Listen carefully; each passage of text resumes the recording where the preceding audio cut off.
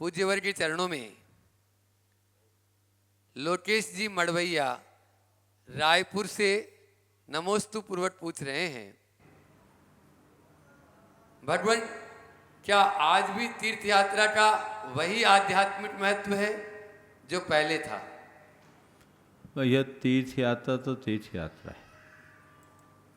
तीर्थ यात्रा का अपना आध्यात्मिक महत्व है और आध्यात्मिक भावना से की जाने वाली तीर्थ यात्रा का ही वास्तविक आनंद भी है। हाँ, वर्तमान समय में एक बदलाव आया है।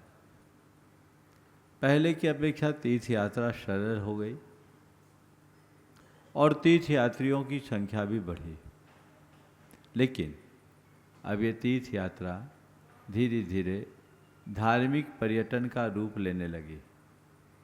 इसके परिणाम स्वरूप तीर्थ यात्रा का जो रस और आनंद आना चाहिए, लोग उससे वंचित हैं।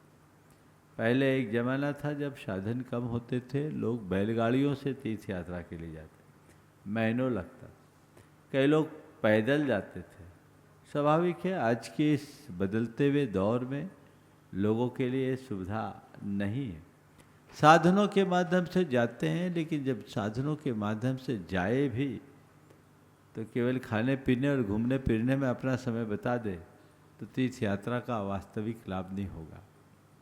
मैं आप सबसे सलाह दूंगा कि किसी भी तीर्थ क्षेत्र में जाएं तो उसे एक यात्रा बनाने की जगह अपने जीवन की अंतर यात्रा का विषय बनाएं। तीर्थ यात्रा में जाएं तो अपनी सोच को बदलते हुए जाएं, अपनी चर्या को परिवर्तित करते हुए जाएं। जब कभी भी तीर्थ यात्रा के लिए जाएं, आप एक संकल्प के साथ जाएं। मैं 2 दिन, 4 दिन, 6 दिन के लिए भी किसी तीर्थ यात्रा में जा रहा हूँ तो अपने मन को पूरी तरह आध्यात्मिकता से जोड़ने के लिए जा रहा हूँ, प्रभु परमात्मा से साक्षात्कार करने की भावना से जा रहा हूँ। कोशिश कीजिए जितने दिन की तीर्थ यात्रा हो, ब्रह्मचर्य व्रत के संकल्प के साथ जाएं। तीर्थ यात्रा के दिनों में अपने मन को यथासंभव शांत और प्रसन्न रखने का प्रयास करें। तीर्थ यात्रा के दौर में आप जितना तपोमय और संयममय जीवन जी सके जिए। खाने पीने की प्रवृत्तियों पर नियंत्रण रखें। कोशिश करें अगर हम किसी तीर्थ यात्रा में जा रहे हैं तो एक आसन करेंगे। किसी तीर्थ क्षेत्र में जाएं तो एक समय आप पूजा अनुष्ठान करें, विधान करें, वंदना करें। और तीर्थ यात्रा में जितनी लंबी सामयिक ध्यान या जाप का अभ्यास कर सके करें, ताकि वहाँ की ऊर्जा से आप अपने आप को ऊर्जान्वित कर सके। ये प्रयास तीर्थ यात्रा में करना चाहिए। एक आसन करें, एक आसन न हो सके तो 2 आसन करें, और इतना भी नहीं कर सके तो कम से कम रात्रि में 4 प्रकार के आहार का त्याग करें।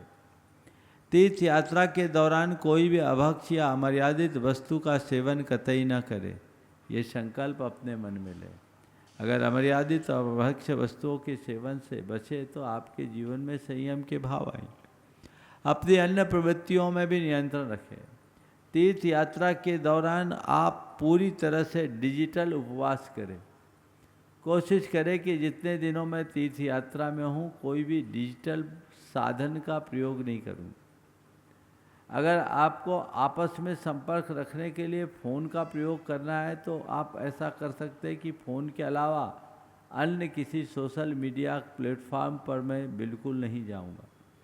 आप अपने आप को अपने साथ, प्रभु के साथ, खुद से खुद का केंद्रीकरण करने के भाव से जब तीर्थ यात्रा करेंगे तो वह आपके जीवन का कायाकल्प करेगा। उससे आपके जीवन में बहुत बड़ा बदलाव आएगा। आप अपने जीवन को बेहतर बना सकते हैं।